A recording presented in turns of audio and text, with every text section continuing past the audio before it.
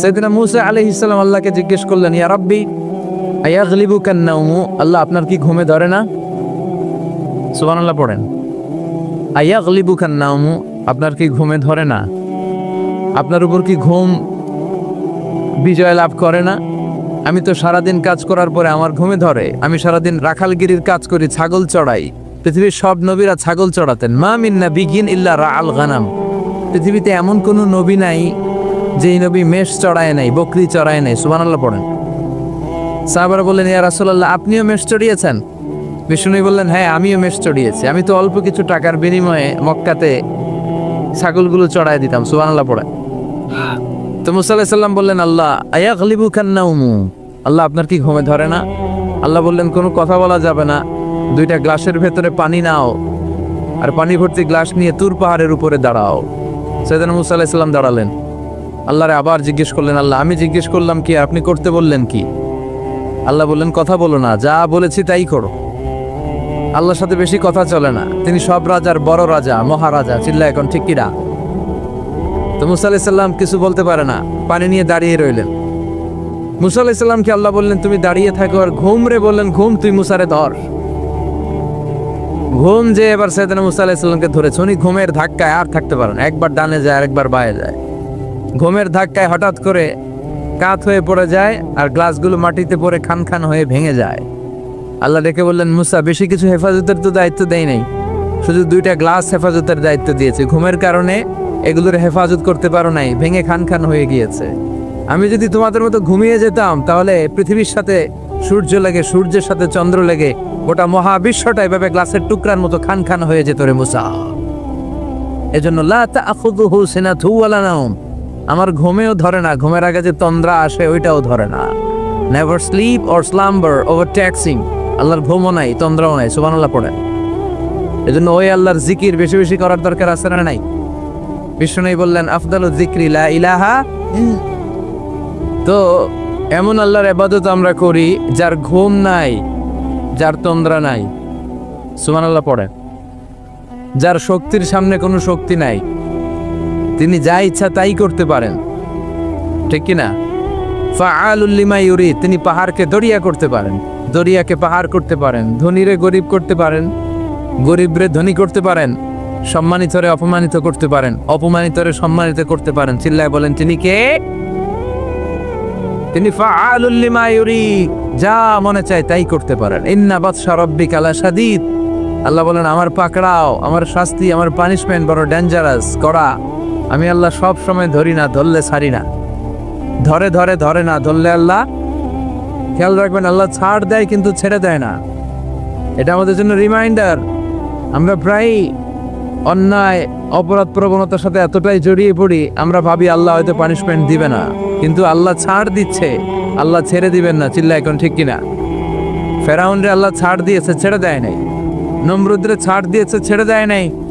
এখনো দেখা যাচ্ছে আল্লাহ অনেককে ছাড় দেয়, কিন্তু আল্লাহ ছেড়ে দেয় না। এজন্য সবসময় ইবাদত করতে হবে একজনের, তিনি কে? প্রশংসা করতে হবে একজনের, তিনি কে? জিকির করতে হবে একজনের, তিনি কে?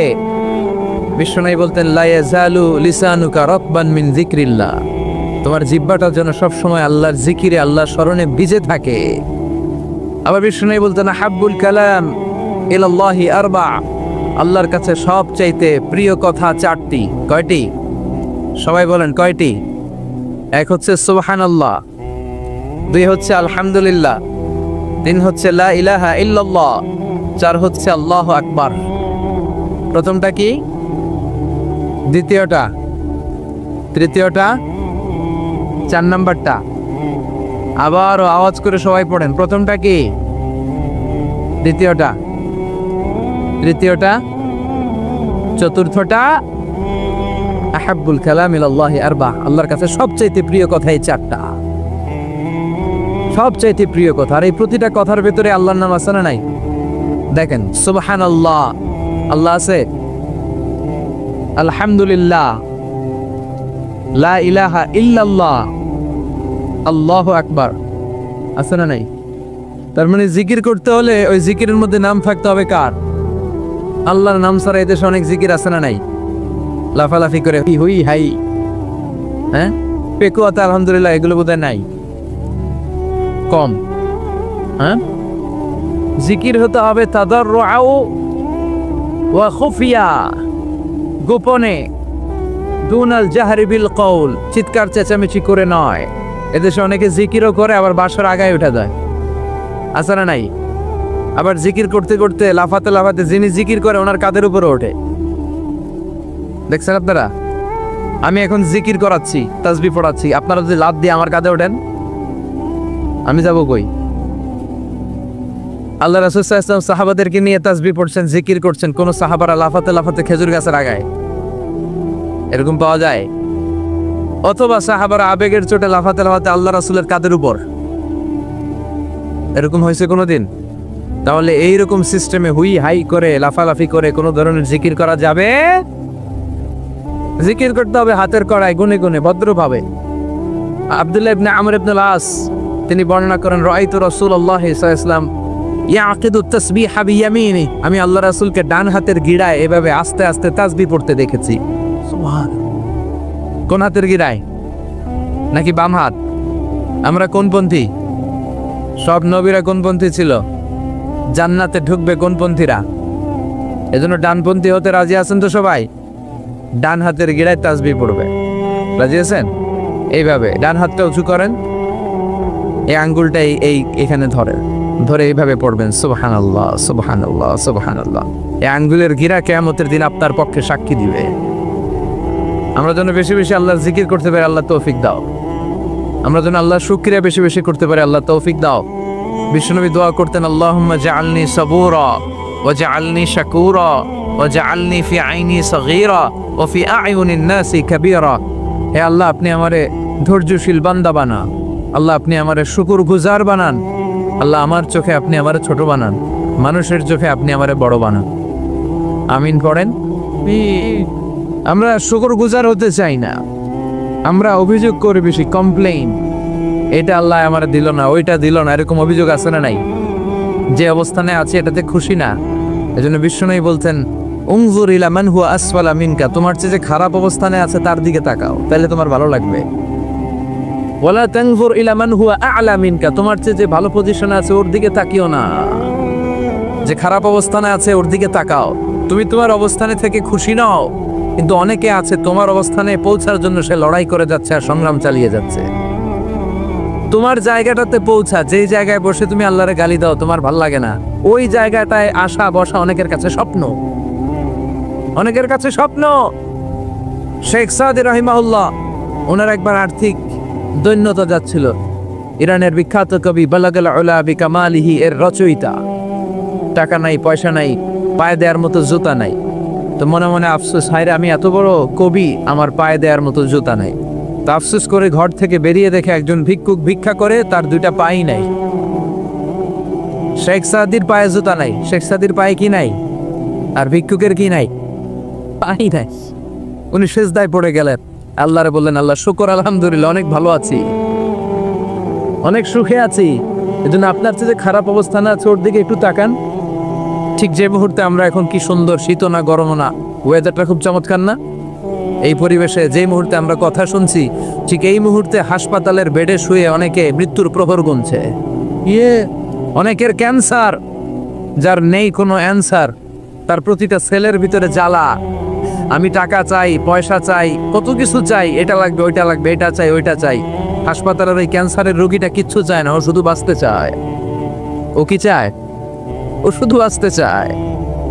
এজন্য চাহিদার কোনো শেষ নাই। আল কানাআতু মিনাল ইসলাম, অল্পে তুষ্ট থাকার নাম ইসলাম। অল্প খাবো, অল্প পড়বো, অল্প জমাবো, অল্পের ভেতরে বরকত দিয়েছে কে? আর সবসময় শুকরিয়া করবো কার? রাজি আছেন তো? আমরা যেন আল্লাহর শুকরগুজার বান্দা হতে পারি, আল্লাহ তুমি তৌফিক দাও। আরো জোরে পড়ি আমিন। রাজাখালী গ্রামের নাম, হ্যাঁ, ইউনিয়ন রাজাখালী, রানীখালী নাই না? বহুমুখী বেসারাতুল উলুম ইসলামিয়া ফাজিল স্নাতক মাদ্রাসার উদ্যোগে 69তম বার্ষিক সভা। ওরে আল্লাহ, অনেক আগের প্রোগ্রাম। আমাদের এখানে অনেকের বয়সই তো 69 হয় নাই। কথা বলেন, এই প্রোগ্রামটা কিয়ামত পর্যন্ত এখানে জারি থাক, আমরা চাই কি চাই না? প্রতিষ্ঠাতা মরহুম আলহাজ মোহাম্মদ কবির চৌধুরী, মরহুম আলহাজ আহমদ কবির চৌধুরী, আল্লাহ ওনাদের কবরটারে তুমি জান্নাতের বাগান বানাও। বার্ষিক সভা পুরস্কার বিতরণী অনুষ্ঠান এগুলো সকালে হয়েছে বোধহয়। সভাপতিত্ব করছেন পীরে কামেল আলহাজ মাওলানা এলাহাবাদ আলব্বি সাহেব। হুজুর আসছে? সাবেক অধ্যক্ষ হুজুর আপনি না? আলহামদুলিল্লাহ হুজুর চলে আসছে। প্রধান অতিথি জনাব আলহাজ Jafar Alam, BA honours MA, মাননীয় সংসদ সদস্য, সংসদীয় আসন 294, কক্সবাজার 1, চকরিয়া পেকু। আসছিলেন উনি? আচ্ছা। কথা বলেছেন আমার আগে অধ্যাপক মাহমুদুল হাসান, চট্টগ্রাম। কথা বলেছে হযরত মাওলানা হাফেজ আব্দুর রহিম, কক্সবাজার। মাওলানা আলহাজ মামুনুর রশিদ নুরি, শামসুল হক আজিজি, মীর মোহাম্মদ আদম, আরো অনেকে কথা বলেছে। আল্লাহ সবাইকে তুমি কবুল করো। আরো অত্র এলাকার অনেক গণ্যমান্য ব্যক্তিবর্গ আছেন। আমার প্রিয় ভাই, সেই চট্টগ্রাম থেকে এসেছে আমার ইয়াসিন ভাই।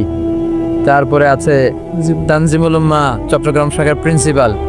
অত্র এলাকার গণ্যমান্য যারা আছেন এবং যারা উপস্থিত হয়েছেন সবাইকে জানাচ্ছি আন্তরিক শুভেচ্ছা এবং অভিনন্দন। আমরা আল্লাহর কাছে কামনা করি, আল্লাহ আমাদের আজকের প্রোগ্রামটা তুমি আমাদের নাজাতের ওসিলা বানাও। এখানে যেমনি আমরা একত্রিত হতে পেরেছি, জান্নাতেও যেন আমরা একসাথে থাকতে পারি, তুমি তৌফিক দাও। আমরা সবাই জান্নাতে যেতে চাই। কোথায় যেতে চাই? চিল্লায় বলেন কোথায়? লা ইয়াস্তাওয়ি আসহাবুন নার ওয়া আসহাবুল জান্নাহ, আসহাবুল জান্নাতি হুমুল ফাইজুন। যারা জান্নাতে যাবে আর যারা জাহান্নামে যাবে তারা কি কখনো সমান হতে পারে? The people of paradise and the people of hellfire, they never be equal ever. The people of paradise and heaven, they gain the ultimate success in life. যারা জান্নাতি তারাই আসল সফলতা অর্জন করেছে, দুনিয়াতেও সফল, আখিরাতেও সফল। চিল্লায় বলেন ঠিক কি না? এখন the decision is yours, সিদ্ধান্ত আর আপনার যে আপনি কই যাবেন, আপনি কই যেতে চান, জান্নাতে না জাহান্নামে? আল্লাহ আমরা যেন জান্নাতেও এরকম একত্রিত হতে পারি, তুমি তৌফিক দাও। আমরা যে বইটা থেকে আজকে কিছু সময় কথা শুনবো, আওয়াজ করে বলেন তো বইটার নাম, আরো জোরে বলেন কি নাম? এই বইয়ে কোনো ভুল আছে, সন্দেহ আছে, সংশয় আছে? এই বইয়ের সাথে সম্পর্ক জোরদার করার দরকার আছে না নাই? এই বইটা কিয়ামতের দিন সুপারিশকারী হবে। বিষ্ণু বলেছেন ইকরাউল কোরআন ফাইন্নাহু ইয়াতি ইয়াউমাল কিয়ামাতি শাফিআন লিআসহাবি। বেশি বেশি কোরআনের তেলাওয়াত করো, কারণ এই কোরআন কিয়ামতের দিন তোমাদের জন্য সুপারিশকারী হবে। কোরআন যদি আপনার পক্ষে আল্লাহর কাছে সুপারিশ করে, আল্লাহ এই সুপারিশ ফেলে দিতে পারবে? পররাষ্ট্রমন্ত্রী যদি মাননীয় প্রধানমন্ত্রীর কাছে কোনো বিষয়ে সুপারিশ করে, রেকমেন্ডেশন করে, মাননীয় প্রধানমন্ত্রী এই সুপারিশকে কি রিজেক্ট করতে পারবে? কথা বলেন। এজন্য কোরআনের সুপারিশ আমরা চাই কি চাই না? এটা এমন একটা কিতাব যে কিতাবে কোনো ভুল নাই। যালিকাল কিতাব লা রাইবা ফি হুদাল লিল মুত্তাকিন। This is the book, the most authentic and original book, reliable book in the world, whereof there is no doubt in it and a guidance to those who are muttaqin. এই বইটা এমন বই যে বইয়ে কোনো ভুল নাই, কোনো সন্দেহ নাই। মুত্তাকিনদের জন্য পথ প্রদর্শনকারী হিসেবে বইটারে নাজিল করেছে কে? এই বইটার যেখান দিয়ে পড়েন হেদায়েত আছে না নাই, রহমত আছে না নাই, বরকত আছে না নাই, শিফা আছে না নাই? এই কিতাব পড়ে অসুস্থ ব্যক্তির গায়ে ফু দিলে সুস্থ করে কে? তার মানে এর মধ্যে শিফা আছে। সুবহানাল্লাহ পড়েন। সূরাতুল ফাতিহারে বলা হয় সূরাতুশ শিফা। সূরাতুল ফাতিহা পড়ে অসুস্থরে ফু দিলে সুস্থ করে কে? বিশ্বাস হয়? হ্যাঁ না একটু সন্দেহ লাগে? যদি সন্দেহ থাকে তাহলে ফু দিলে কাজ হবে? আর বিশ্বাস রেখে যদি ফু দেন ভালো করে দিবে কে? এমন এক কিতাব, এই কিতাব পড়লে সওয়াব, এই কিতাব ধরলে সওয়াব, এই কিতাবের জন্য মরলেও সওয়াব। ঠিক কি না? এমন এক কিতাব আল্লাহ দিলেন। এই কিতাবকে আল্লাহ বললেন নূর, আলো। আলোর সাথে তুলনা করেছেন কিতাবুন আনজালনাহু ইলাইকা লিতুখরিজান নাসা মিনাল যুলুমাতি ইলান নূর। I've revealed this holy and sacred book unto you, O my beloved last messenger, in order to lead the mankind out of darkness into the light. অন্ধকার থেকে আলোর দিকে নেয়ার জন্য এই কিতাবকে পাঠিয়েছে কে? এই কিতাব পড়লে, এই কিতাব মানলে, বুঝলে, এই কিতাবের বাস্তবায়ন সমাজে ঘটালে সমাজটা আলোকিত হবে। ঠিক কি না? আমরা একটা আলোকিত সমাজ চাই কি চাই না? যে সমাজে এই কিতাব দিয়ে আইন করা হয়, এই কিতাবের আইনে সমাজে আইনটাকে বাস্তবায়ন করা হয়, ওই সমাজে কোনো ধর্ষণ থাকে, কোনো দুর্নীতি থাকে, ওই সমাজটা হয় মদিনার সমাজ, ওই সমাজটা হয় শান্তির সমাজ। এজন্য আমরা যেন কোরআনের সাথে সম্পর্ক বাড়াই, প্রতিদিন যেন কোরআনের তেলাওয়াত করি, একটি করে হলেও কোরআনের আয়াতের বঙ্গানুবাদ যেন আমরা পড়ি। পারা যাবে? সবাই পড়ে ইনশাআল্লাহ। আমি আপনাদের খেদমতে আমার খুতবার শুরুতে সূরাতুল মুজাম্মিল থেকে 4টি আয়াত তেলাওয়াত করেছি। এই সূরাতুল মুজাম্মিল থেকে কিছু কথা আজকে আমরা শুনবো, ইনশাআল্লাহ। পড়েন ইনশাআল্লাহ। আমি সবসময় তাফসির মাহফিলগুলোর ক্লাসের মতো মনে করি, class. I consider this tafsir program as a class. I consider myself as a teacher and all the sitting audience as a student of the Holy Quran. আমি মনে করি যে আমি কোরআনের শিক্ষক, আর যারা শুনছে তারা আমাদের ছাত্র। আমার আগে যিনি এখানে কথা বলছিলেন তিনি ছিলেন আমাদের শিক্ষক। এখন আমি একটু করে বসার সুযোগ পাইছি, আমি হয়ে গেছি শিক্ষক, আর আমরা সবাই কোরআনের ছাত্র। খুশি না বেজা? সূরাতুল মুজাম্মিল এটা কোরআনের 29তম পারার একটা সূরা। কততম পারার? এই সূরার আয়াত সংখ্যা 20। আয়াত সংখ্যা কত? এই সূরাটি মাক্কি সূরা। কি সূরা? আচ্ছা, এবার আমি প্রশ্ন করি, আপনারা উত্তর করেন। সূরাতুল মুজাম্মিল কত পারার সূরা? আয়াত সংখ্যা? সূরাটি মাদানী। হ্যাঁ, মাক্কি সূরা। আলহামদুলিল্লাহ, পড়েন। এই সূরাটি আল্লাহ তাআলা বিশ্বনবীর নামে ডেডিকেট করেছেন। কার নামে? বিশ্বনবীর অনেকগুলো সুন্দর সুন্দর নাম আছে, শুধু মুহাম্মদ সাল্লাল্লাহু আলাইহি ওয়াসাল্লাম এটাই ওনার নাম নয়, এটা ছাড়াও ওনার অনেক নাম আছে। ওনার একটা নাম আছে আহমদ। কি নাম? ইয়াতি মিন বাদি ইসমুহু আহমদ। মুহাম্মদ ওনার নাম, আহমদ ওনার নাম, তাহা ওনার নাম, মুজাম্মিল এটা ওনার একটা নাম, মুদ্দাসির এটা ওনার একটা নাম, আবুল কাসিম এটা ওনার একটা নাম, কুনিয়াত। তো বিশ্বনবীর নামে এই সূরাটাকে ডেডিকেট করেছে কে? বিশ্বনবীকে আল্লাহ তাআলা এই সূরার ভেতরে অনেকগুলো ইনস্ট্রাকশন, গাইডলাইন দিয়েছে, পথ নির্দেশিকা। এগুলো আমাদের জীবনেও কাজে লাগবে, ঠিক কিনা? তো এই আল মুজাম্মিল বিশ্বনবীর নামে ডেডিকেট করা একটি সূরা। আবার এই নামে আমাদেরও অনেকের নাম পাওয়া যায়, আছে না নাই? এখানে মুজাম্মিল ভাই কে কে আছে দেখি? মুজাম্মিল কেউ আছে মুজাম্মিল নামে? আছে তো, মাশাআল্লাহ। আল্লাহ মুজাম্মিল ভাইদেরকে তুমি কবুল করুন। তো এই সূরার একটা কেন্দ্রীয় আলোচক বিষয় আছে, central subject matter, central theme of the Surah Al Muzzammil. এই পুরো 20টা আয়াতে আল্লাহ কি বুঝাতে চাইলেন, আগে সংক্ষেপে এটা আমি বলি। এই পুরো সূরার ভেতরে কেন্দ্রীয় যে আলোচ্য বিষয়টা আল্লাহ আমাদেরকে জানাতে চাইলেন সেটা হচ্ছে আমাদেরকে যে কোনো কাজে নামার আগে নিজেকে প্রস্তুত করে নিতে হবে। বুঝতে পেরেছেন? You have to take huge preparation for a successful mission. আপনি যদি কোনো মিশনে নামতে চান, আপনাকে you have to take preparation, you have to be prepared. নিজেকে প্রস্তুত করে নিতে হবে। বিশ্বনবীকে আল্লাহ তাআলা বড় একটা মিশনে নামাবেন, নবুয়তির মিশন, দাওয়াতি কাজের মিশন, আল্লাহর জমিনে আল্লাহর দ্বীনকে বাস্তবায়নের মিশন, পৃথিবীর বুকে কালিমার পতাকা গেড়ে দেওয়ার মিশন। চিল্লা এখন ঠিক কিনা? এত বড় মিশন যে নবী পালন করবে, ওই নবীর প্রিপারেশনের দরকার আছে না নাই? তাহলে এই পুরো সূরার মূল কথা হচ্ছে প্রিপারেশন ফর এ মিশন, মিশনের জন্য প্রস্তুতি গ্রহণ করা। Good preparation is a prerequisite for a successful mission. আপনি যদি একটা মিশনে সফল হতে চান, আপনাকে প্রস্তুতি নিতে হবে। কি নিতে হবে? সবাই বলে প্রিপারেশন নিতে হবে। প্রিপারেশন যদি ভালো হয়, কাজের ফলাফলও। প্রিপারেশন যদি খারাপ, ফলাফলও। পরীক্ষার আগে যদি প্রিপারেশন ভালো হয়, গোল্ডেন এ প্লাসের সম্ভাবনা আছে না নাই? ইলেকশনের আগে যদি ভালো প্রস্তুতি নেয়, জয়লাভ করার সম্ভাবনা আছে না নাই? সব কাজে প্রিপারেশন লাগে।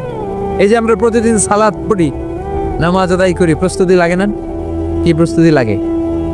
ওযু করা লাগে, ঠিক কিনা?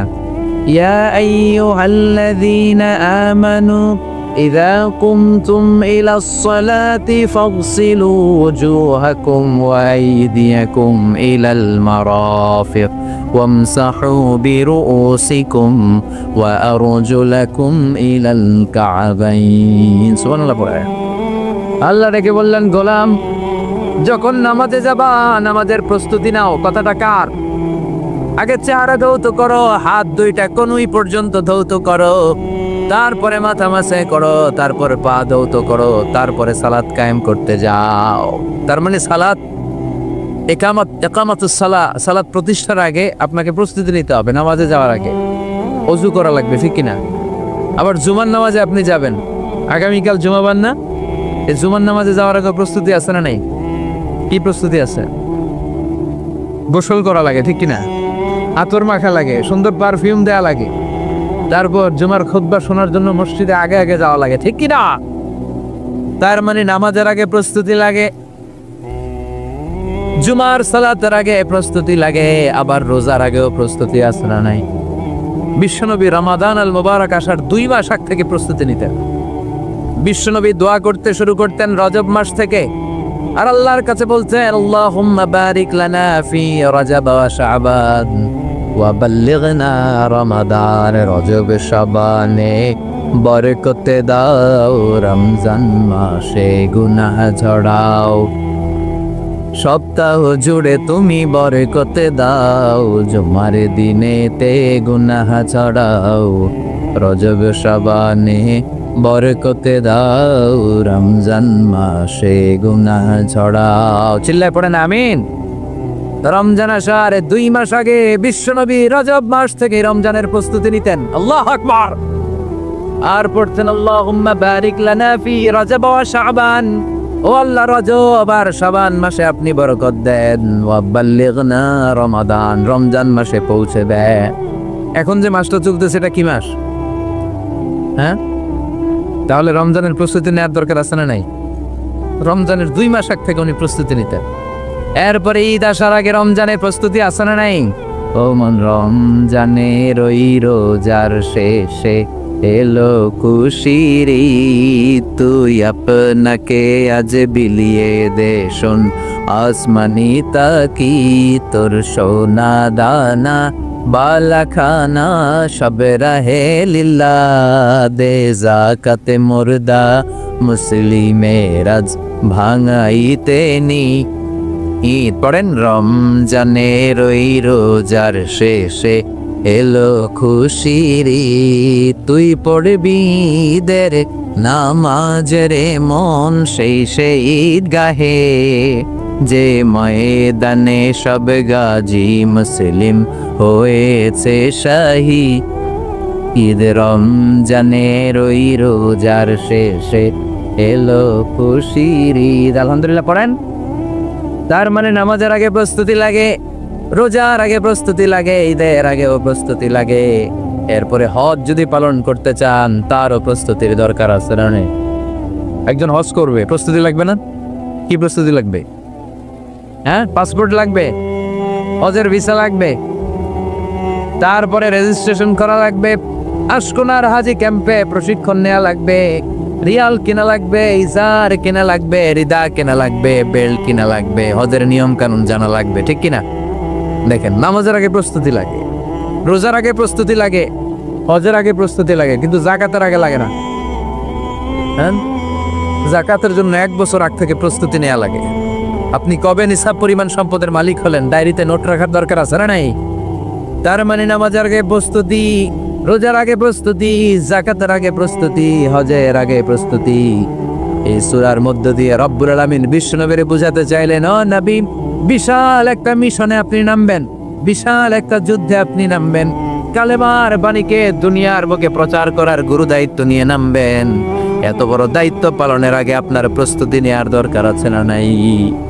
বিশ্বনবীকে প্রস্তুতি নিতে বললেন। তার মানে এই সূরার কেন্দ্রীয় আলোচ্য বিষয় হচ্ছে, you have to take a very good preparation for a mission. আপনি কোনো কাজে সফল হতে হলে আপনাকে প্রস্তুতি নিতে হবে। ভালো প্রস্তুতি ছাড়া সফল হওয়া যাবে? আবার যুদ্ধের ময়দানেও যখন আমরা যাই, বিশ্বনবী যেতেন, প্রস্তুতি ছিল কি ছিল না? আল্লাহ বললেন, ওয়া আ'ইদ্দু লাহুম মাসতাতা'তুম মিন কুওয়া ওয়া মির রিবাতিল খাইল তুরহিবুনা বিহি আদুওয়াল্লাহি ওয়া আদুওয়াকুম। আল্লাহ ডেকে বলেন, গোলাম, যুদ্ধের ময়দানে যাওয়ার আগে ভালো করে নিজেদেরকে প্রস্তুত করে নাও। ওয়া আ'ইদ্দু লাহুম মাসতাতা'তুম মিন কুওয়া, তোমাদের শক্তি সামর্থ্য যা আছে সব প্রস্তুত করে রাখো। সবকিছু প্রস্তুত থাকবে মুসলমানদের, মুসলমান থাকবে সদা জাগ্রত, সদা প্রস্তুত। চিল্লায় বলেন ঠিক কিনা? প্রস্তুত থাকতে হবে যুদ্ধের জন্য। আমরা যে যোদ্ধা আমরা ভুলেই গেছি, আমরা যে যোদ্ধা জাতি, আমাদের রক্তে যে যুদ্ধের ঘ্রাণ এটা আমরা ভুলেই গেছি। আল্লাহ বললেন ওয়া আ'ইদ্দু লাহুম মাস্তাতা'তুম মিন কুওয়া, শক্তি আর রসদ জোগাড় করে রাখো। তুরহিবুনা বিহি আদুওয়াল্লাহি ওয়া আদুওয়াকুম, এই শক্তি আর সম্ভাবনা দিয়ে আল্লাহর দুশমনদেরকে তোমরা ভয় দেখাবা। মির রিবাতিল খাইল, ঘোড়সওয়ারগুলোকে প্রস্তুত করে রাখো। বর্তমানে তো ঘোড়া টোরা নাই, এখন প্রস্তুত করে রাখতে হবে অ্যাটম বোমা, ঠিক কিনা? এখন রাখতে হবে AK-47, rocket launcher, drone, missile, ballistic ক্ষেপণাস্ত্র, রণতরী, যুদ্ধ জাহাজ, ঠিক কিনা? গোটা বিশ্বের মুসলমানদের একটা সেন্ট্রাল মিলিটারি দরকার। 50টারও বেশি মুসলিম দেশ, আমাদের সেন্ট্রাল কোনো লিডারশিপ নাই, আমাদের কেন্দ্রীয় কোনো মিলিটারি নাই। যদি আমাদের একটা মিলিটারি থাকতো, সিরিয়াতে আক্রমণ হয়েছে আমাদের বিরুদ্ধে, আমাদের মুসলিম মিলিটারি সেখানে প্রতিরোধ গড়ে তুলতো, চিল্লা এখন ঠিক কিনা? আরাকানে আক্রমণ হয়েছে, মুসলিম মিলিটারি প্রতিরোধ গড়ে তুলবে। ফিলিস্তিনে আক্রমণ হয়েছে, আমাদের মুসলিম মিলিটারি প্রতিরোধ গড়ে তুলবে। কিন্তু আমাদেরকে নেতৃত্ব দেওয়ার মতো কেউ নাই, আমাদের শক্তি সম্ভাবনাকে জোগাড় করে রাখার মতো কেউ নাই। এক রিসেপ তাইয়িব এরদোগান গোটা বিশ্বের যেখানে মুসলমানরা নির্যাতিত ওখানে ছুটে যায়। সে একা কি করবে? এরকম 10টা এরদোগান যদি আমাদের হাতে থাকতো, মুসলমানদের দিকে চোখ রাঙিয়ে কথা বলার সাহস কারো ছিল না, চিল্লা এখন ঠিক কিনা?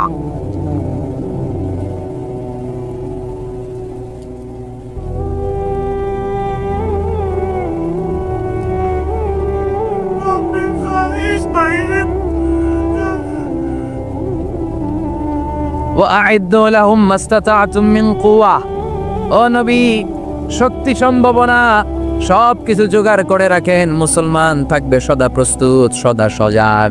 মুসলমানদের বসে থাকার সময় নাই, ঠিক কি না? তার মানে এই পুরো সূরাতুল মুজাম্মিলে আল্লাহ তাআলা যে সেন্ট্রাল মেসেজটা বিশ্বনবীকে দিতে চাইলেন সেটা হচ্ছে, নবী প্রস্তুতি নেন, লড়াইয়ের প্রস্তুতি, যুদ্ধের প্রস্তুতি, মিশনে নামার প্রস্তুতি। সুবহানাল্লাহ পড়েন। তাহলে সূরাতুল মুজাম্মিলের কেন্দ্রীয় আলোচ্য বিষয় কি? প্রস্তুতি। চিল্লায় বলেন, কেন্দ্রীয় আলোচ্য বিষয় কি? প্রিপারেশন নিতে হবে, প্রস্তুত থাকতে হবে, ঠিক কিনা? কেন্দ্রীয় আলোচ্য বিষয় আমরা জেনে গেলাম।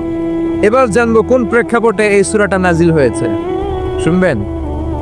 মনোযোগ আছে না গেছে? কথা বুঝতে পারতেছেন তো? কথা বোঝা যান না বোঝানো যার? বোঝা যার? সূরাতুল মুজাম্মিল এটা শুধু মাক্কি সূরাই নয়, এটা মাক্কি যুগে নাজিল হওয়া শুরুর দিককার সূরা। কোরআনের নাজিলের দিক থেকে সর্বপ্রথম সূরা কোনটা? সূরাতুল আলাক। ইকরা বিসমি রাব্বিকাল্লাযী খালাক, এই আয়াতগুলো প্রথমে নাজিল হয়েছে। এই সূরা আলাকের প্রথম 5 আয়াতের পরপরই এই সূরা নাজিল করে দিয়েছে কে? তার মানে মাক্কি জীবনের একেবারে শুরুর দিককার সময়। বিশ্বনবীর বয়স তখন 40। কত? সবাই বলেন। 40 বছর বয়সে উনি নবী হয়েছেন। তার মানে আগের জীবনে কি ছিলেন? জালেম ছিলেন, মূর্খ ছিলেন, গোমরা ছিলেন। বিশ্বনবীর পুরো জীবনটাই আদর্শ, চিল্লায় বলেন ঠিক কিনা? As a father, as a teacher, as a lawgiver, as a lawmaker, as a philosopher, as a reformer of the society, as a commander, as a messenger, Muhammad is the superman of the world. স্বামী হিসেবে, নেতা হিসেবে, বাবা হিসেবে, সমাজ সংস্কারক হিসেবে, আইন প্রণেতা হিসেবে, দার্শনিক হিসেবে, নবী হিসেবে মুহাম্মদ সাল্লাল্লাহু আলাইহি ওয়াসাল্লাম গোটা বিশ্বের সুপারম্যান। উনি শেষ নবী, ওনার কোনো নবী আছে? লা নাবিয়্যা বা'দি ওয়ালা রাসূলা। বিষ্ণু বলেন আমার কোনো নবী নাই, কোনো রাসূল নাই। সাইয়েদনা আদম থেকে নবী আসার যে ধারাবাহিকতা পুরো চেইনটাকে আল্লাহ তাআলা আমাকে পাঠানোর মাধ্যমে কেটে দিয়েছেন। কিরা এজন্য বিষ্ণু বলেন লা নাবিয়্যা বা'দি ওয়ালা রাসূলা, আমার পরে কোনো নবী নাই, কোনো রাসূল নাই। তবে লাউ কানা বা'দি নাবিয়্যুন লাকানা উমর, আমার পরে যদি নবী হওয়ার যোগ্যতা কারো থাকে, আমার ওমরের সেই যোগ্যতা আছে, ঠিক কি না? প্রভু তুমি বলেছ রাসূল দেবে না, বলনি দেবে না ওমর, বলনি দেবে না হামজা তারিক, খালিদ বিজয়ী সমর। প্রভু তুমি বলেছ রাসূল দেবে না, বলনি দেবে না ওমর, বলনি দেবে না হামজা তারিক, খালিদ বিজয়ী সমর। প্রভু তুমি বলেছ রাসূল দেবে না, আলহামদুলিল্লাহ পড়েন। শেষ নবী, শেষ রাসূল, তারপরে কোনো রাসূল নাই।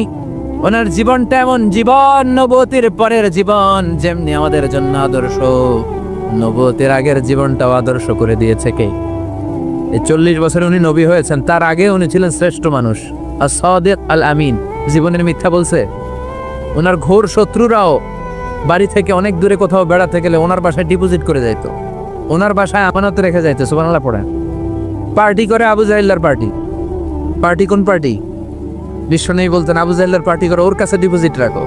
ওরা বলতো না, আবু জাহেলের দল করি কিন্তু ওর কাছে আমানত রাখা যাবে না। ওর কাছে যদি টাকার প্যাকেট রেখে যায় তাহলে আমার টাকাও শেষ, টাকার প্যাকেটও শেষ। কথা বলেন, আমানতদারিতা নাই। আমানতদারিতা ছিল বিশ্বনবীর মাঝে। ওনার জীবনী নিয়ে যদি কথা বলতে কেউ শুরু করে কোনো কুল কিনারা খুঁজে পায় না। বিয়ন্ডলেস, বাউন্ডলেস, বটমলেস, এটা তলাবিহীন সাগর। বিশ্বনবীর জীবনীটা একটা সাগর, কিন্তু এই সাগরের কি নাই? কথা বলেন, কোনো তলা নাই। এমন নবীকে আমরা পেয়েছি। ওনার আগের জীবনটাও আদর্শ। ছোটবেলা থেকে লাজুক ছিলেন। হালিমাতুস সাদিয়া বিশ্বনবীর দুধমা, উনি বলেন 5 বছর এই কুরাইশি মোহাম্মদকে আমি লালন পালন করেছি, একদিনও ছেলেটারে কাঁদতে দেখি নাই। ক্ষুধা লাগলেও কাঁদে না, ব্যথা পেলেও কাঁদে না। কিন্তু লজ্জাস্থানের জায়গা থেকে এই শিশু মোহাম্মদের কাপড়টা একটু সরে গেলে ছোট্ট মোহাম্মদ চিৎকার দিয়ে ওঠে। কি নবী ছিলেন! 15 বছর বয়সে হালাফুল ফুদুল একটা সংগঠন করেছে। হালাফুল ফুদুল, যেটাকে বাংলা আমরা বলি হিলফুল ফুজুল। আসলে শব্দটা হালাফুল ফুদুল। হালাফ মানে শপথ, টু টেক এন ওফ, শপথ নেয়া। ফুদুল হচ্ছে ভালো কাজের উপর। উনি হাতে হাত রেখে যুবকদেরকে নিয়ে মক্কা আইন করলেন। মক্কার জমিনে কোনো দুর্বলের উপর, মাজলুমের উপর কোনো জালিমের অত্যাচার চলতে দেয়া যাবে না। মক্কার বুকে কোনো টেন্ডারবাজি চলবে না, চাঁদাবাজি চলবে না, ধর্ষণ চলবে না, ছিনতাই আর রাহাজানি চলবে না। চিল্লায় এখন ঠিক কিনা? 15 বছর বয়সে পুরো মক্কা শহর কাঁপায় দিয়েছে। উনি তো ওই নবী, সবসময় ছিলেন অন্যায়ের বিরুদ্ধে কঠোর। ওনার ইমানটা এমন ছিল প্রয়োজনে জ্বলে উঠতো। চিৎকার করে বলেন ঠিক কিনা? যে ইমানে প্রয়োজনে জ্বলে ওঠে না, যে ইমান সত্য ন্যায়ের কথা বলে না, যে ইমান প্রয়োজনে জ্বলে ওঠে না, যে ইমান সত্য ন্যায়ের কথা বলে না, যে ইমান বাস্তবে নাই, যে ইমান অন্তরে নাই, মুখে শুধু ফাঁকা বলি, কি করে তারে বলো ইমানে বলি, কি করে তারে বলো ইমানে বলি, কি করে তারে বলো ইমানে বলি। ঠিক না? ওনার ইমানটা ছিল এমন ইমান, প্রয়োজনে জ্বলে উঠতো ইমানের তেজে। উনি ছিলেন ওই নবী। 40 বছরের আগের জীবনে যেমন, পরের জীবনে তেমন। সুবহানাল্লাহ পড়ে। তো বিশ্বনবী 40 বছর বয়সে ওহী পেলেন। ওনার ওহীর সূচনাটা ছিল আর রুইয়া সালেহা, সত্য স্বপ্ন। বুখারীর প্রথম বাবটা হচ্ছে বাব কাইফা কানা বাদউল ওয়াহী ইলা রাসূলিল্লাহ। আল্লাহ রাসূলের কাছে ওহীর সূত্রপাতটা কেমন হয়েছে শুনবেন। সর্বপ্রথম ছিল স্বপ্ন। উনি রাতে সুন্দর সুন্দর স্বপ্ন দেখতেন। আমরা স্বপ্ন দেখি না? কি স্বপ্ন দেখেন? মারামারি, হরতাল, হ্যাঁ, টাকা। আর কি দেখো তোমরা? জিহাদি। তো বিশ্বনবী স্বপ্ন দেখতেন আর রুইয়া as-সালেহা, সত্য সুন্দর স্বপ্ন। আর রাতের বেলা বিশ্বনবী যাই স্বপ্নে দেখতেন, দিবালোকের আলোর নে সকালে এটা সুস্পষ্ট হয়ে যেত। চিল্লা এখন সুবহানাল্লাহ। কারণ নবীদের স্বপ্নটা ওহী। নবীদের স্বপ্নটা কি? নবীদের স্বপ্ন যদি ওহী না হতো তাহলে একটা স্বপ্নের উপর ভিত্তি করে সাইয়েদনা ইব্রাহিম আলাইহিস সালাম ছেলের গলায় ছড়ি চালাতেন না। এটা ওহী ছিল, এটা আল্লাহর পক্ষ থেকে স্পেশাল অর্ডার ছিল। চিল্লায় বলেন ঠিক কি না? তার মানে বিশ্বনবীর জীবনে প্রথম ওহীর সূত্রপাত হয়েছে স্বপ্ন দিয়ে। তারপরে বিশ্বনবীর কাছে নিঃসঙ্গতা, নির্জনতাকে প্রিয় করে দিল কি? বিশ্বনবীর মানুষের সাথে তখন কথা বলতে ভাল লাগে না, একা একা থাকতে ভাল লাগে, একা একা ইবাদত করতে ভাল লাগে। বিশ্বনবী হেরা পাহাড়ে চলে গেলেন। কোথায়? মক্কা থেকে উত্তর দিকে 634 মিটার উঁচু ওই পাহাড়ে যে তাআব্বুদাল লায়ালি, রাত্রিবেলা তিনি ধ্যান করতেন, মেডিটেশন করতেন, চোখ বন্ধ করে স্রষ্টার অস্তিত্বকে খুঁজতেন। খুঁজতে খুঁজতে খুঁজতে 40 দিন ধ্যান করার পরে, 40 দিন আধ্যাত্মিকতার এই চর্চা করার পরে ফাজাহুল হক, সত্য বিশ্বনবীর কাছে এসে ধরা দিল। সাইয়েদনা জিবরাইল চলে আসলেন, এসে বললেন, ইয়া মুহাম্মদ ইকরা, পড়ো। জান্নাতের একটা রেশমি কাপড়ে সূরাতুল আলাকের 5 আয়াত লেখা রেশমি কাপড়ের ভেতরে, ওই রেশমি কাপড়টা ধরে বিশ্বনবীকে বললেন। এই প্রথম বিশ্বনবী সাইয়েদনা জিবরাইলকে দেখলেন আর বললেন, ইয়া মুহাম্মদ ইকরা, পড়ো। বিশ্বনবী বললেন, মা আনা বিকারি, আমি পড়তে পারি না। সুবহানাল্লাহ পড়েন। কারণ বিশ্বনবী ছিলেন আর নবী আল উম্মি, নিরক্ষর নবী, ওনার অক্ষর জ্ঞান ছিল না। আলিফ বা তা সা, কোনটারে জিম বলে কোনটারে সদ বলে বিশ্বনবী চিনতেন না, লিখতে জানতেন না। তিনি ছিলেন নিরক্ষর, কিন্তু মূর্খ না। নিরক্ষর এক জিনিস, মূর্খ আরেক জিনিস। অক্ষর জ্ঞান নাই কিন্তু জ্ঞান আছে। কারণ বিশ্বনবী বলতেন, আদ্দাবানি রব্বি ফা আহসানা তা'দীবি, আমি পৃথিবীর কোনো ইউনিভার্সিটি থেকে ডিগ্রি নেয় নাই, কেউ আমারে শিখায় নাই, স্বয়ং আরশের উপর থেকে আমারে শিক্ষা দান করেছে কে? তাই আমার শিক্ষার মতো শিক্ষা পৃথিবীর কারো শিক্ষা হতে পারে? কাফির মুশরিকরা কি দেখে না, আদিতে সৃষ্টির শুরুতে মহাবিশ্বের সব কিছু আকাশ জমিন এক জায়গায় লেপ্টে ছিল, একটা বিস্ফোরণের মাধ্যমে আমি মহাবিশ্ব তৈরি করলাম।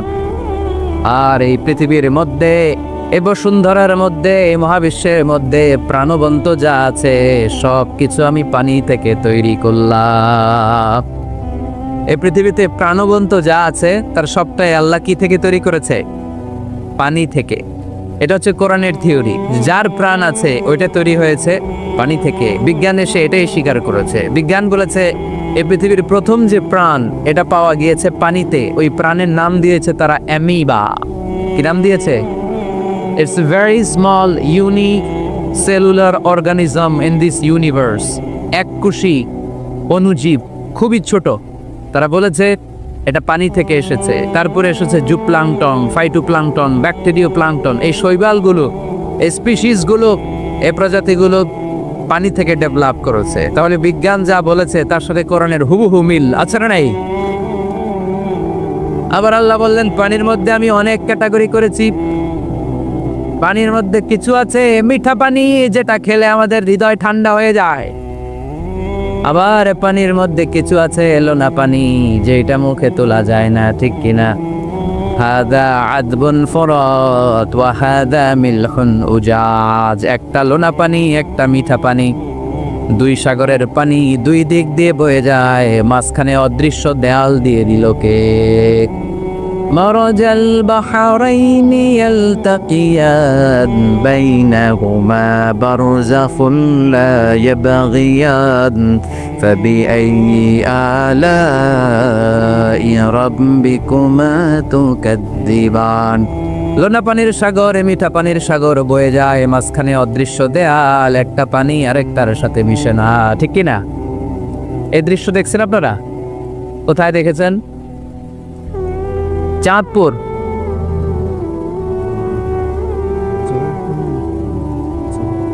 অনেক জায়গায় আছে, বাংলাদেশে আছে কয়েক জায়গায়, শীতলক্ষাতে আছে, আর শীতলক্ষায়, চাঁদপুরে।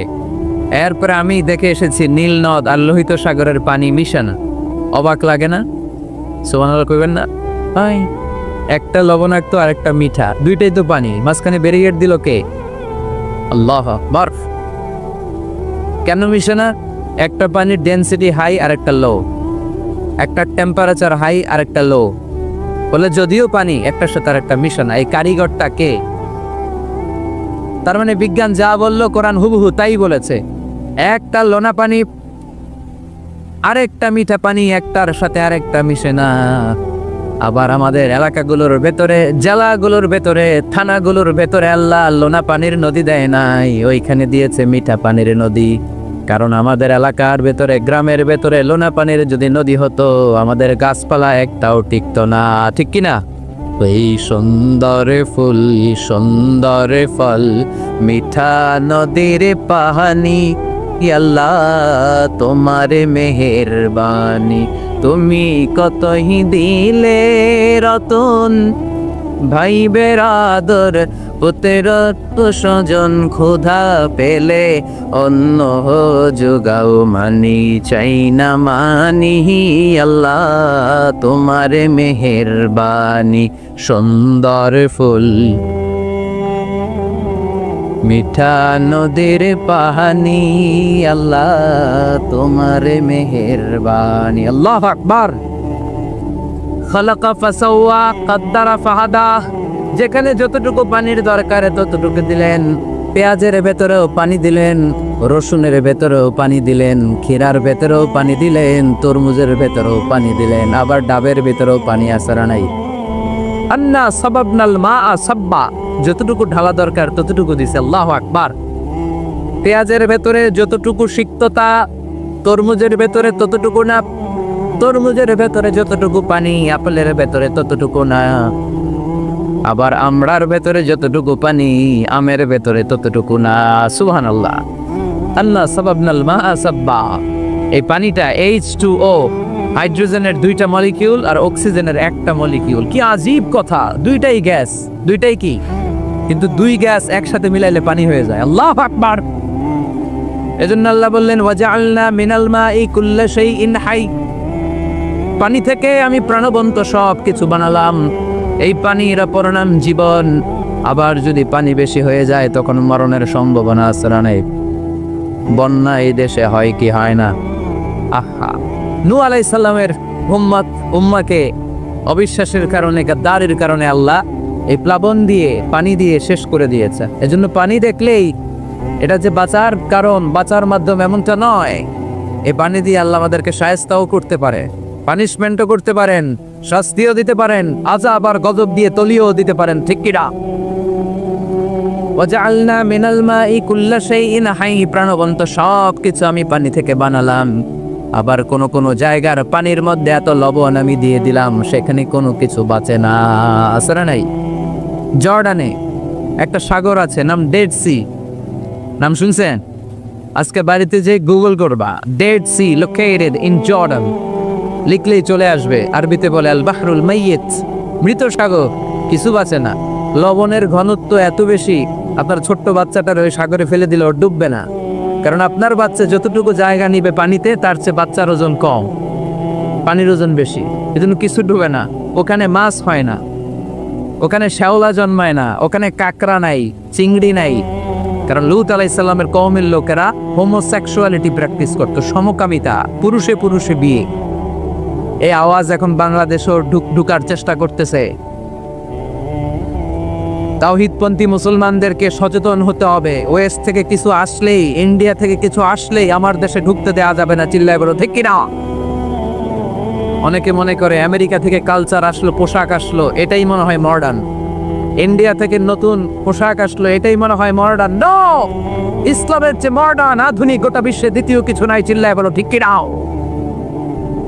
এজন্য সাবধান এদেশে অলরেডি একটা অর্গানাইজেশন হয়েছে রেইনবো রংধনু এরা ছেলে ছেলেতে বিয়ে করতে চায় মেয়ে মেয়েতে বিয়ে করতে চায় আমরা তাওহীদি জনতা বেঁচে থাকতে বাংলার জমিনে এটা হতে দেব না চিল্লায় বলো ঠিক কিনা ওয়াজআলনা মিনাল মাই কুল্লা শাইইন হাই পানি থেকে প্রাণবন্ত সব কিছু তৈরি করলো কে আবার আল্লাহ বললেন কাফেররা কি দেখে না আকাশ জমিন সব একসাথে ছিল মহাবিস্ফোরণের মধ্য দিয়ে আমি মহাবিশ্ব তৈরি করেছি এই বিস্ফোরণটার নাম কি বলতো বিগ ব্যাং মাশাআল্লাহ কেমন শ্রোতা দেখছেন সায়েন্সের সবকিছু নিয়ে বসছে আজকে বিগ ব্যাং স্টিফেন হকিং একটা বই লিখেছে a brief history of time সেখানে সে যে তথ্য দিয়েছে কোরআনের সাথে very similar to the concept of Stephen হকিংও এই কথা বলেছে সে বলেছে মহাবিশ্ব সৃষ্টির আগে সবকিছু একটা অণুর ভেতরে ছিল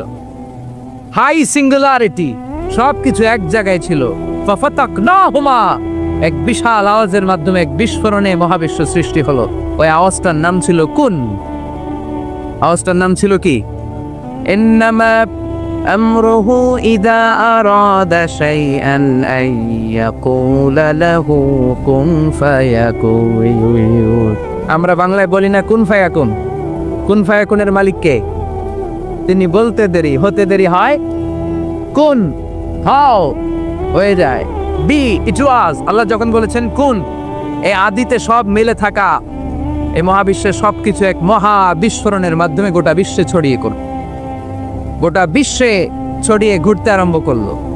এই বিস্ফোরণের ছোট্ট একটা কণার নাম পৃথিবী, এই মহা বিস্ফোরণের ছোট্ট একটা কণার নাম মঙ্গল, এই মহা বিস্ফোরণের ছোট্ট একটা কণার নাম বৃহস্পতি, এই মহা বিস্ফোরণের ছোট্ট একটা কণার নাম সূর্য। এরকম কত হাজার অযুত লক্ষ নিযুত কোটি কণা বড় বড় তারকা রূপে মহাবিশ্বে ঘুরে বেড়াচ্ছে, আল্লাহ ছাড়া এর খবর কেউ রাখে না। এগুলো যে কত বিশাল, এগুলো নিয়ে আমাদের চিন্তা করা দরকার। আমরা মনে করি আমি মনে হয় বড়, আমার চেয়ে ক্ষমতাধর কেউ নাই, আমি দাপটওয়ালা, আমার এলাকায় এটা আমার, খালি আমার আমার কয়, আছে না নাই? তোর কি বেটা, কিসের মালিক তুই? সব কিছুর মালিক কে?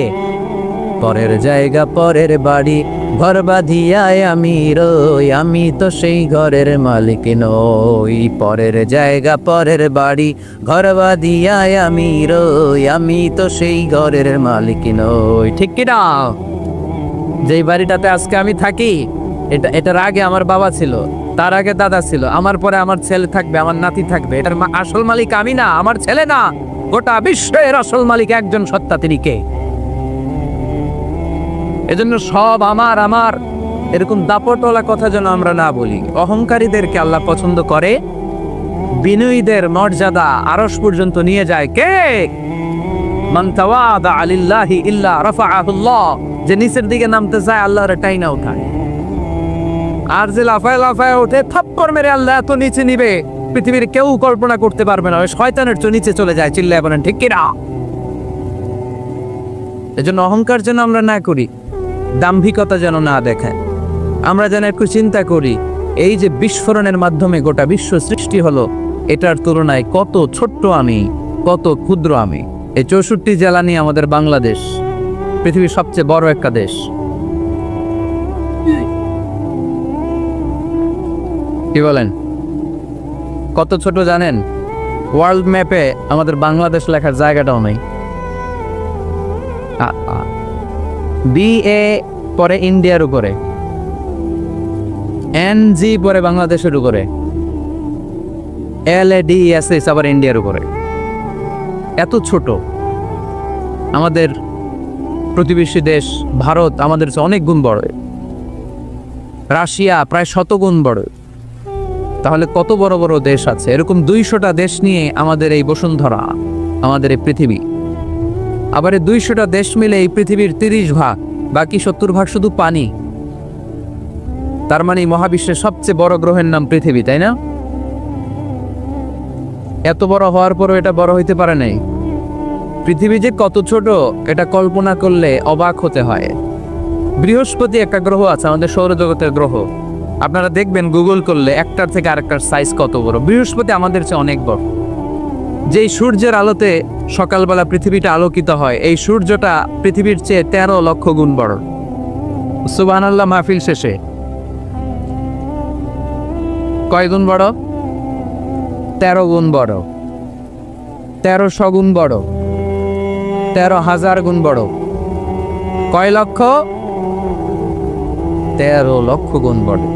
তার মানে 13 লক্ষটা পৃথিবী সূর্যের ভেতরে রাখার জায়গা আছে না নাই? সূর্যই কি তাইলে সবচেয়ে বড়? আরো উপরে যান, আরো বড় পাবেন। সূর্য হচ্ছে তারা, তাই না? স্টার। সূর্যের করে আমাদের সবচেয়ে কাছের তারার নাম প্রক্সিমা সেন্ট্রাই। আজকে গুগল করলেই পাবেন, অনেক আছে এরকম। Alpha Centauri A, Alpha Centauri B, Betelgeuse নামে এক তারা পাওয়া যায়, ইটা ক্যারিনা নামে তারা পাওয়া যায়। যে সূর্য পৃথিবীর চেয়ে 13 লক্ষ গুণ বড়, এমন অনেক তারা আছে যেটা সূর্যের চেয়ে কয়েক হাজার কোটি গুণ বড়। তার মানে ওইটাই সবচেয়ে বড় তারা না? ওগুলোরে খেয়ে ফেলতে পারে এরকমও বড় বড় তারা মহাবিশ্বে আছে না নেই? এরকম হাজার কোটি তারা নিয়ে আমাদের গ্যালাক্সি। আমাদের গ্যালাক্সির নাম মিল্কি ওয়ে। আমাদের গ্যালাক্সি থেকে সবচেয়ে কাছের যে গ্যালাক্সি, এটার নাম হচ্ছে অ্যান্ড্রোমেডা। এরকম হাজার হাজার কোটি গ্যালাক্সি নিয়ে প্রথম আকাশের মহাশূন্য। প্রথম আকাশে এখনো যাইতে পারেনি আপনাদেরকে নিয়ে। প্রথম আকাশের কি? মহাশূন্য। চিল্লায় বলেন প্রথম আকাশের কি? মহাশূন্য। এর অনেক অনেক অনেক উপরে প্রথম আকাশ, যেখানে কিয়ামত অবধি নাসার বিজ্ঞানীদের যাওয়া সম্ভব হবে না। প্রথম আকাশের পরে আবার দ্বিতীয় আকাশের মহাশূন্য, না জানি ওইটাতে কি আছে, না জানি ওইটার মধ্যে আল্লাহ কি সৃষ্টি করে রেখেছে। দ্বিতীয় আকাশের মহাশূন্যের পরে দ্বিতীয় আকাশ, তারপরে তৃতীয় আকাশের মহাশূন্য, তারপরে তৃতীয় আকাশ, সুবহানাল্লাহ কইবেন না? তারপরে চতুর্থ আকাশের মহাশূন্য, তারপরে চতুর্থ আকাশ। একটার চেয়ে আরেকটা কত বড়। বিষ্ণু ঈসা ইসলাম বললেন, তোমার হাতের আংটি, এই আংটি যদি সাহারা মরুভূমিতে ফেলে দাও, পুরো মরুভূমির তুলনায় তোমার আংটি যত ছোট, আল্লাহর দ্বিতীয় আসমানের তুলনায় আল্লাহর প্রথম আসমানটা ঠিক তত ছোট। তাহলে এই আসমান, এই আরশ, এই কুরসি, আমার আল্লাহর জাত ও সত্তা, এই মহাবিশ্বের তুলনায় পৃথিবীটা কতটুকু, বাংলাদেশ কতটুকু, যাত্রাবাড়ি কতটুকু, মাতুয়াইল কতটুকু, প্যান্ডেলটা কতটুকু, আর আমি না খানদান কতটুকু, কত নগণ্য আমি, কত ক্ষুদ্র আমি, কত তুচ্ছ আমি। মহাবিশ্বের তুলনায় আমি নাই, মহাবিশ্বের তুলনায় আমি নাই। এক লোক ব্যাংকে টাকা তুলতে গেছে, 5,000 টাকা। কয় টাকা? তো সিরিয়ালে দাঁড়ায় আছে, দেখে তার সামনের এক লোক 50 লাখ টাকা তুলতেছে। কয় লাখ? উনি তুলবে কয় লাখ? সামনের লোক উনি তুলবে 5,000 টাকা। তো হঠাৎ করে দেখলো যে সামনের লোকটা যে 50 লাখ টাকা তুলবে, ও লিখছে 50 লাখ টাকা মাত্র। যত বড় অঙ্কই হোক, শেষে কি লিখতে হয়? তো ক্যাশের মধ্যে লিখছে, চেকের মধ্যে, যে 50 লক্ষ টাকা মাত্র। তো এইটা দেখা ও পড়ে গেছে বিপদে, হায় হায়, 50 লক্ষ টাকা মাত্র। তো তারপর ওর চেক নিয়ে ও ক্যাশ কাউন্টারে দিছে। ক্যাশ কাউন্টার দেখতেছে উনি লেখছে 5,000 টাকা নাই। 5,000 টাকার পরে কি লেখছে? নাই। তো ক্যাশে যে বসছে, কি ভাই ঘটনা কি? এত এত ক্লায়েন্টের সাথে ফিনান্সিয়াল ট্রানজাকশন হ্যান্ডেল করি, আমার জীবনে কাউরে তো টাকার সংখ্যার পরে নাই লিখতে দেখি নাই, ঘটনাটা কি? তো সে বলতে শুরু করলো, ভাই আমার আগে দেখলাম একজন 50 লাখ টাকা তুলছে, তো 50 লাখ টাকা যদি মাত্র হয়, আমার 5,000 তো নাই। তো এই যে মহাবিশ্বের বর্ণনা যে তোমাদেরকে শোনালাম, এগুলো যদি চিন্তা করি, আমি আছি, আমি নাই, কিছুই না আমি, কত তুচ্ছ আমি, কত নগণ্য আমি। এই মহাবিশ্বকে মহাবিস্ফোরণের মাধ্যমে তৈরি করেছে কে? আবার আল্লাহ বললেন, ওয়াস-সামাআ বানাইনাহা বিআইদিন ওয়া ইন্না লামুসিউন। বিস্ফোরণের মাধ্যমে শুধু আকাশ সৃষ্টি করে আমি বসে থাকি নাই, এই আকাশ জমিনকে আমি আল্লাহ প্রতিনিয়ত প্রশস্ত করে দিচ্ছি। এই মহাবিশ্ব প্রশস্ত হচ্ছে, ইটস অ্যাক্সেলারেটিং, অলওয়েজ অ্যাক্সেলারেটিং। প্রশস্ত হচ্ছে, এক্সপান্ড হচ্ছে, অ্যাক্সেলারেট হচ্ছে। এটা কোরআনের কথা। কিসের কথা? 1988 সালে, ঠিক কাটায় কাটায় আজ থেকে 20 বছর আগে, সুপারনোভা কসমোলজি প্রজেক্ট নামে একটা প্রজেক্ট করে তারাও গবেষণা করে পেয়েছে যে মহাবিশ্ব স্থির নেই, এটা ঘোরার পাশাপাশি অ্যাক্সেলারেট হচ্ছে। চিল্লায় পড়তে হবে আল্লাহু আকবার। তার মানে কোরআনে যে তথ্য উপাত্ত আল্লাহ দিয়েছেন, বিজ্ঞানের সাথে এগুলোর সাদৃশ্য আছে না নাই? আবার আল্লাহ কসম কেটে বললেন, ফালা উকসিমু বিমাওয়াকিইন নুজুমি ওয়া ইন্নাহু লাকসামুন লাউ তা'লামুনা আযীম। আমি আল্লাহ তারকা পতিত হওয়ার জায়গাগুলোর কসম খাই, যেখানে তারকাগুলো ঘুরতে ঘুরতে ঘুরতে ঘুরতে ওইটার রেঞ্জে যখন চলে যায়, মুহূর্তের মধ্যে তারকা তার অস্তিত্ব হারিয়ে ফেলে। সুবহানাল্লাহ। তারকা পতিত হওয়ার জায়গাগুলোর শপথ করলেন কে? এটাকে কোরআন বলেছে মাওয়াকিউন নুজুম। নাজমুন মানে তারা, যেখানে তারা তার অস্তিত্ব হারায়। কোরআন বলেছে মাওয়াকিউন নুজুম, কিন্তু বিজ্ঞান এটার নাম দিয়েছে ব্ল্যাক হোল। বিজ্ঞান এটার নাম দিয়েছে কি? Black hole. তারা ঘুরতে ঘুরতে এই ব্ল্যাক হোলের রেঞ্জের মধ্যে যদি চলে আসে, মুখ শেষ হয়ে যায়, যেখানে তারা তার অস্তিত্ব হারায়। কোরআন বলেছে মাওয়াকিউন নুজুম। সায়েন্স এটার নাম দিয়েছে ব্ল্যাক হোল। ব্ল্যাক হোল মহাবিশ্বের এমন ভয়ঙ্কর একটা বিষয়, এই ব্ল্যাক হোলের রেঞ্জের মধ্যে যদি কোনো তারা, সূর্যের চেয়েও 1000 কোটি গুণ বড় সাইজের তারা ঘুরতে ঘুরতে ঘুরতে ব্ল্যাক হোলের সামনে আসে, বাচ্চার মুখে হাওয়াই মিঠাই দিলে যেমনি হাওয়াই মিঠাই মুহূর্তেই নাই, ওই তারাও মুহূর্তেই নাই। সুবহানাল্লাহ। মাতুয়াইলে হাওয়াই মিঠাই পাওয়া যায়? পাওয়া যায়? কই পাওয়া যায়? হ্যাঁ, আগে যখন আমরা ছোট ছিলাম আমরা এগুলো খাইতাম তো, কটকটি। কটকটি আছে এখন? ঘরের ওই যে পুরান জোতা টোতা প্লাস্টিকের বোতল, এগুলো দিয়ে আমরা কটকটি খাইতাম। আর খাইতাম এই হাওয়াই মিঠাই, খুব মজা লাগতো এগুলো। এরকম গোল করে সাজায় রাখতো, জিব্বায় লাগাইলেই নাই। খাইছেন আপনারা? এই ব্ল্যাক হোল হচ্ছে এমন যে ব্ল্যাক হোলের রেঞ্জের মধ্যে কোনো তারা ঘুরতে ঘুরতে ঘুরতে যদি চলে আসে, হাওয়াই মিঠাই মুখে লাগাইলে যেমনি নাই, ওই তারাও নাই। তার মানে কোরআন বলেছে মাওয়াকি আন-নুজুম, সায়েন্স বলেছে ব্ল্যাক হোল, দুটার মধ্যে মিল আছে না নাই? তাহলে কসমোলজি নিয়ে কথা এখানেই শেষ করি।